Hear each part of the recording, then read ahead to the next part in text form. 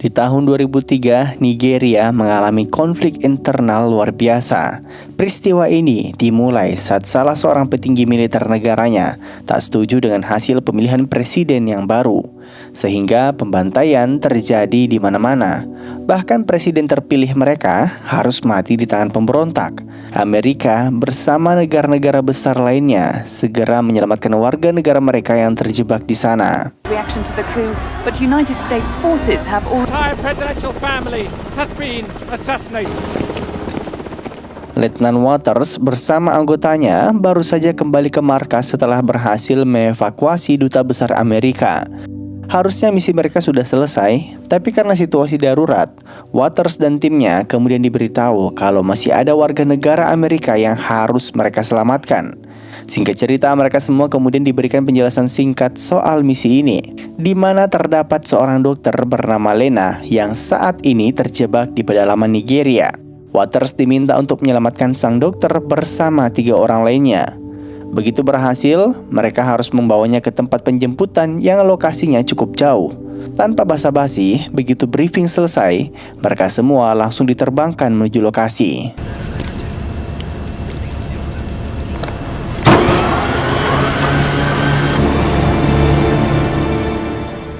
Begitu tiba di desa tempat Dr. Lena bersembunyi, Waters dan anggota timnya langsung meminta bantuan warga lokal untuk menuntun mereka menemui sang dokter.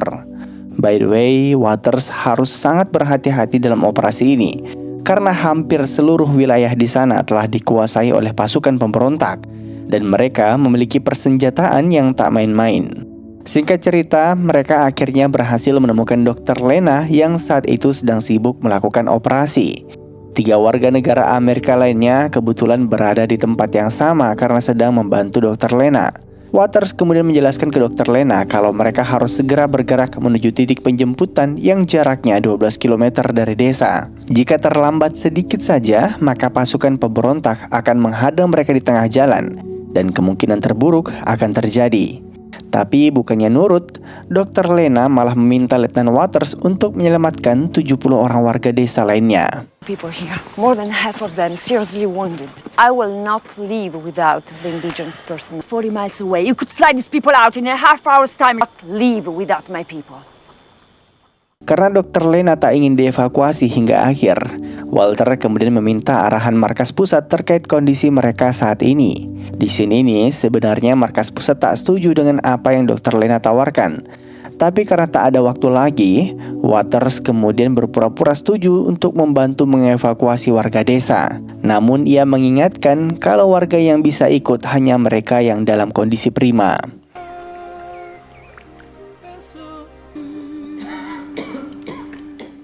Sejam kemudian, begitu matahari terbit, 70 orang warga desa sudah siap untuk ikut bersama Waters. Dan di saat-saat terakhir, 3 orang warga Amerika lainnya memutuskan untuk tetap tinggal di desa demi merawat warga yang sampai saat ini masih terbaring lemas akibat ulah pasukan pemberontak. 3 orang itu terdiri atas seorang pendeta dan 2 orang suster. Dr. Lena dengan berat hati berpisah dengan mereka dan hanya bisa mendoakan keselamatannya. Moving slow. Get her out of there. Let's go. Get back for the Falcon game. Perjalanan pun dimulai. Titik evakuasi berjarak 12 km dari desa.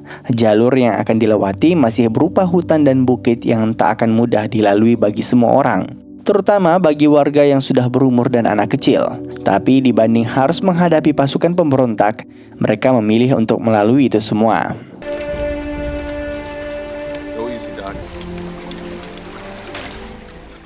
Singkat cerita, hari mulai gelap. Mereka telah berjalan selama 12 jam non-stop. Tentu saja tak sedikit warga yang hampir jatuh pingsan akibat kelelahan. Tapi mereka juga tak bisa berhenti begitu saja karena saat ini sedang berada di wilayah para pemberontak. Hingga ketika Waters menilai situasi sudah cukup kondusif, barulah ia memutuskan agar mereka beristirahat selama 30 menit ke depan. Dan di saat warga sedang asik bersantai, salah satu anggota Waters melaporkan pergerakan musuh yang jaraknya tak jauh dari mereka.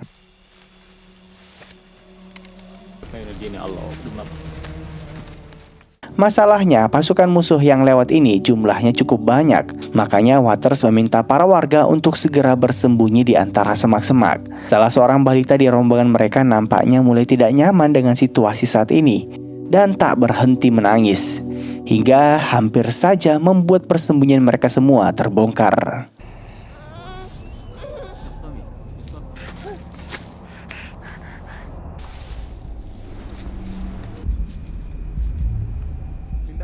Untung saja gelapnya malam menjadikan musuh sulit menemukan keberadaan mereka. Hingga akhirnya ketika Dr. Lena mengira pasukan musuh telah lewat seutuhnya, tiba-tiba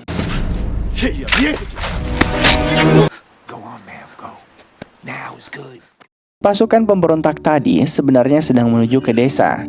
Makanya mereka bersinggungan di tengah jalan. Dr. Lena sempat meminta Waters untuk menghentikan pasukan musuh karena nyawa warga desa dalam bahaya.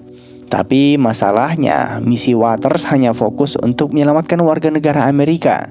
Selain itu, militer Amerika juga dilarang untuk ikut campur politik internal negara Nigeria.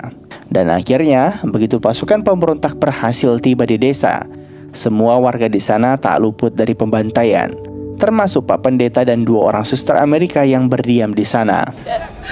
Commander, no! No! Akhirnya Waters dan 70 warga lainnya tiba di lokasi evakuasi. Mereka kemudian melemparkan bom asap berwarna kuning agar pilot helikopter bisa melihat keberadaan mereka.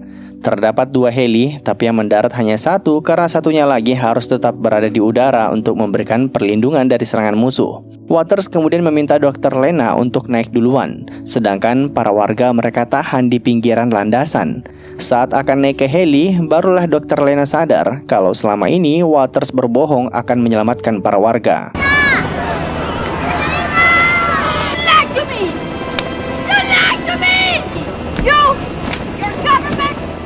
Warga yang tak berdaya sempat berusaha meneriaki Dr. Lena untuk meminta pertolongan. Namun mereka juga tak berani memberikan perlawanan karena takut dengan Waters dan bawahannya. Tak ingin berlama-lama di sana, Waters meminta seluruh anggotanya untuk segera naik ke heli tanpa mengucapkan sepatah kata pun ke para warga yang telah mereka berikan harapan palsu.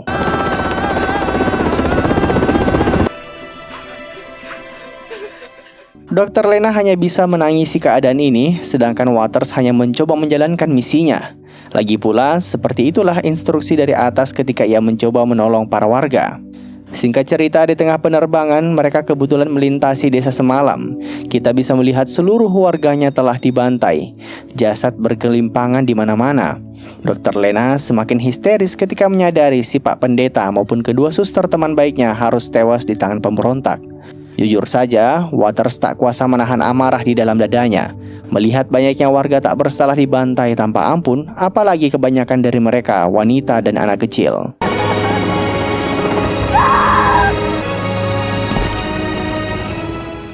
Di tengah amarahnya, Waters tiba-tiba memandangi anggotanya satu persatu, seakan-akan memikirkan sesuatu. Lalu ia mengeluarkan sebuah perintah yang tak kita sangka-sangka, di mana ia meminta pilot heli untuk mutar balik demi menyelamatkan warga yang tadi mereka tinggalkan. Tentu saja begitu tiba di sana, kedatangan mereka semua disambut gembira oleh para warga yang sudah putus asa. Karena terbatasnya penumpang yang bisa diangkut menuju perbatasan menggunakan heli, maka anak-anak pun diutamakan, sedangkan sisanya harus menunggu bantuan susulan. Dr. Lena tak berhenti berterima kasih atas keputusan yang Waters buat.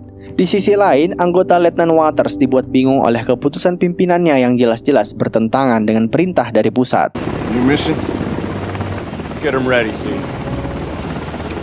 Man, you gotta take this baby! Hold it! Kebijakan Waters barusan tentu saja langsung diketahui oleh pimpinannya, si Kapten Rhodes. Apalagi Walter tadi sempat minta 3 helikopter tambahan untuk mengangkut warga lainnya. Pada intinya, semua keinginan Waters ditolak mentah-mentah oleh sang kapten. Apalagi saat ini pemerintah Amerika tak ingin ikut campur dengan urusan politik negara Nigeria. Nah, karena tak bisa naik pesawat, artinya mereka semua harus berjalan kaki sejauh 32 km menuju perbatasan, melewati gunung dan sungai yang tentu saja tak akan mudah. Di lain sisi, pelarian mereka ternyata telah disadari oleh salah seorang petinggi pasukan pemberontak.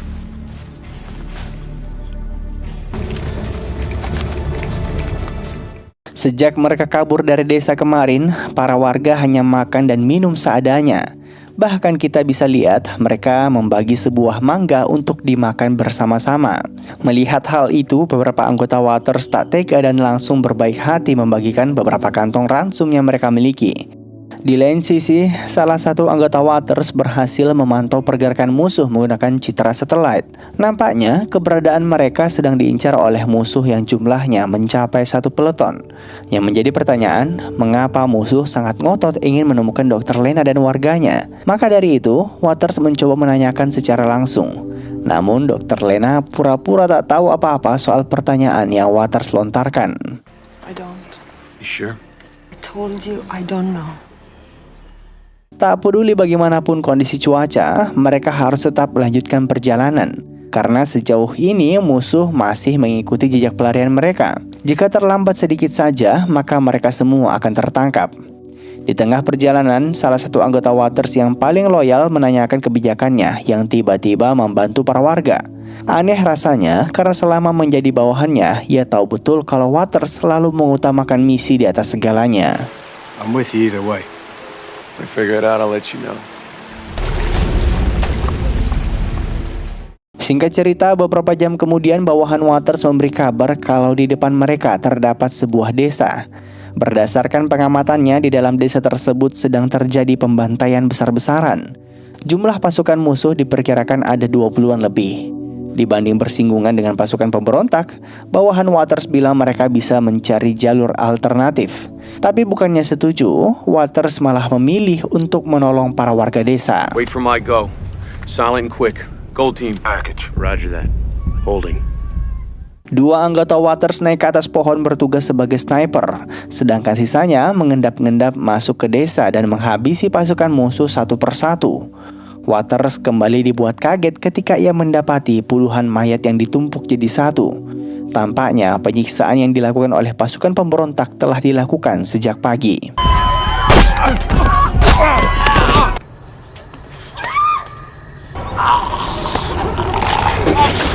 Dr. Lena bersama warga lainnya hanya bisa menyaksikan aksi heroik Waters dan anggotanya dari jauh.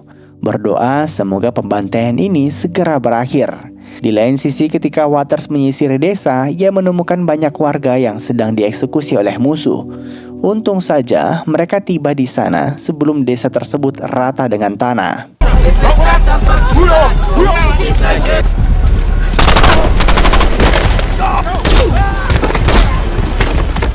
Puncak dari pembantaian ini adalah ketika anggota Waters menemukan seorang ibu yang anaknya dibunuh.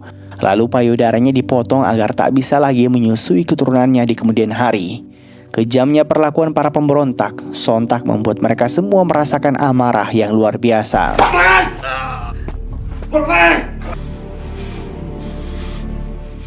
Begitu seluruh pasukan pemberontak telah mereka bunuh, Dr. Lena segera dipanggil untuk mengobati warga yang terluka, terutama si ibu tadi yang mengalami pendarahan parah akibat payudaranya dipotong. Tapi ujung-ujungnya kebanyakan dari mereka tak bisa lagi diselamatkan. Dan sekarang seluruh anggota Waters jadi paham mengapa ia berubah pikiran dan rela berkorban untuk menyelamatkan para warga. Mungkin misi mereka hanyalah menyelamatkan Dr. Lena, tapi betapa butanya hati seseorang jika hanya berdiam diri ketika melihat kekejaman di depan mata.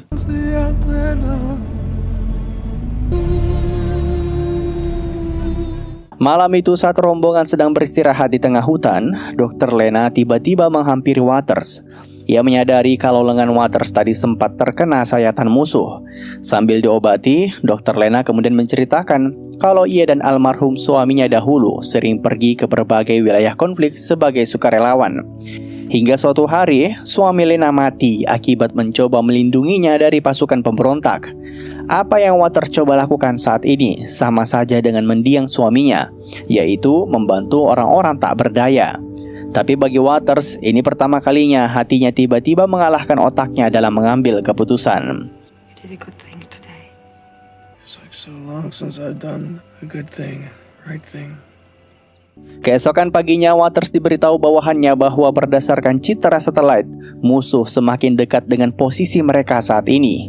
Anehnya lagi, musuh seakan-akan mengetahui posisi mereka, yang berarti ada pengkhianat di antara mereka. Makanya Waters kemudian meminta Dr. Lena untuk membantunya menemukan orang yang dimaksud. Namun tiba-tiba si pengkhianat itu keburu kabur duluan.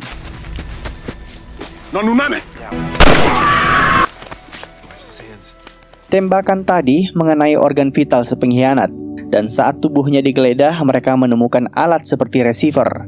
Pantas saja musuh bisa mengetahui jejak mereka selama ini. Di akhir hidupnya si pengkhianat ini bilang kalau anak dan istrinya ditahan oleh para pemberontak, makanya ia terpaksa berkhianat. Ia juga bilang alasan para pemberontak mengikuti mereka karena di rombongan tersebut terdapat seseorang yang sangat mereka incar-incar. Karena tak ada lagi waktu untuk basa-basi, Waters kemudian mengancam akan menembak warga satu persatu jika orang yang menjadi incaran para pemberontak tak angkat suara. Dan akhirnya orang itu pun maju ke depan. Ternyata ia adalah anak kandung dari Presiden Nigeria yang kemarin dibunuh oleh para pemberontak. Uniknya lagi, di Nigeria, presiden berfungsi sebagai kepala suku. Jadi ketika garis keturunannya masih selamat, maka tahtanya jatuh ke putranya. Dan itulah mengapa pasukan pemberontak sangat menginginkan nyawanya. Yang mengecewakan dari sini ini, karena Dr. Lena sejak awal tahu kalau Arthur adalah anak mantan presiden. Tapi nggak ngomong sama sekali ke Waters yang sudah berjuang mati-matian buat mereka semua. The only son of President Samuel Azuka. That makes him the heir to the Igbo nation. Tak lama setelah kepergian Waters dan rombongannya, pasukan pemberontak berhasil menemukan jasad dari mata-mata mereka. Yang unik adalah, sejak awal, Waters sudah memasang berbagai bom di sekitar jasad tersebut. Ia tahu betul kalau pasukan musuh akan ke sana, dan akhirnya singkat cerita, beberapa menit kemudian, Waters kembali dihubungi markas pusat. Kapten Rhodes marah besar atas tindakan Waters kemarin yang membantu warga yang sedang dibantai. Akibatnya, sekarang hubungan bilateral antar negara menjadi terancam. Mendengar hal itu, Waters naik pitam. Ia tak habis pikir bagaimana bisa seseorang membiarkan pembantaian yang terjadi secara terang-terangan. Waters juga mengungkit kalau selama ini ia telah memimpin berbagai misi sulit yang tak bisa dicapai oleh siapapun. Maka dari itu ia memohon agar Kapten Rhodes mau membantu para warga yang sedang kesulitan. Karena misi ini bertentangan dengan perintah pusat, maka dari itu Waters tak ingin melibatkan anggotanya kecuali mereka ingin ikut secara sukarela. Makanya ia kemudian menanyai mereka satu persatu. Dan uniknya, ketujuh anggota Waters setuju untuk membantu para warga secara sukarela. Mereka semua memiliki pemahaman yang sama bahwa kemanusiaan di atas segalanya. LT, you're doing the right thing.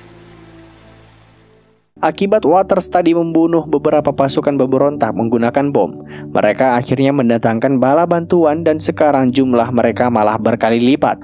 Di lain sisi, saat ini Waters dan rombongannya tak jauh lagi dari wilayah perbatasan. Sebentar lagi misi mereka akan selesai. Tapi Waters dan anggotanya merasa kalau keberadaan mereka sedang dipantau oleh musuh. Dan tiba-tiba LT, I got hit. ada banyak musuh yang bersembunyi di tengah hutan. Mereka kemudian melemparkan bom asap untuk menghalangi pandangan sniper. Di saat yang sama, mereka langsung saling membahu untuk mengobati temannya yang terluka. Awalnya Waters dan timnya yakin bisa menang dalam pertempuran ini, sampai akhirnya mereka menyadari kalau jumlah musuh yang berada di hadapan mereka terlalu banyak. Tembakan RPG dan granat tiada henti mengakibatkan setengah rombongan mereka tewas di tempat, termasuk satu orang anggota Waters. Listen to me. We've got to get out of here now. Damn it! Belum juga bernapas, mereka kembali diserang tanpa henti. Anggota Waters kemudian memasang sebuah ranjau agar para musuh tak bisa mengikuti pelarian mereka. Tapi tetap saja ranjau yang mereka pasang hanya tersisa satu, dan tak cukup menghentikan gempuran pasukan yang akan datang.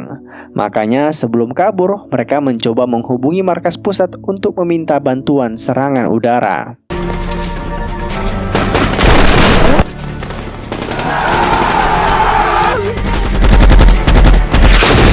Di tengah proses kabur, salah satu anggota Waters bernama Lek berusaha menyelamatkan seorang warga yang tertimpa dahan pohon.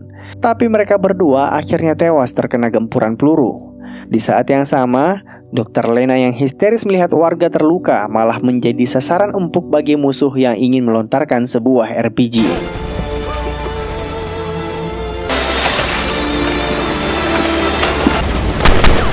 Amunisi mulai habis dan peluru mulai mengikis tubuh mereka semua. Makanya tak ada pilihan lain selain kabur. Anggota Waters kemudian bergantian menghentikan gempuran musuh agar warga bisa kabur dari lokasi. Tapi karena itu jualah mereka gugur satu persatu.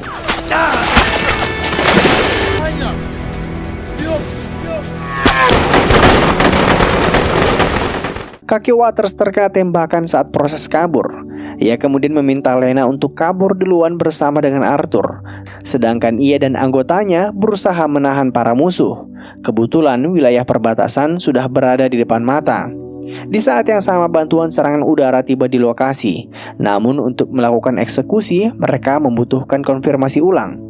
Sejak tadi Waters dan anggotanya tak sempat mengangkat radio. Hingga akhirnya ketika mereka sudah sangat terdesak, barulah mereka bisa memberikan arahan ke pilot jet untuk menyerang wilayah yang mana. Let her rip, Ted! This is danger close! Come on, Red! Come on! Move on! Move on! Serangan udara barusan membumi hanguskan seluruh pasukan pemberontak yang berada di lokasi. Di lain sisi, Dr. Lena bersama warga lainnya belum bisa melintasi gerbang perbatasan. Tapi untung saja, tak lama kemudian, Kapten Rhodes bersama 3 helikopter tambahan tiba di lokasi. Sedangkan 4 anggota Waters harus tewas dalam misi ini. Warga yang selamat dari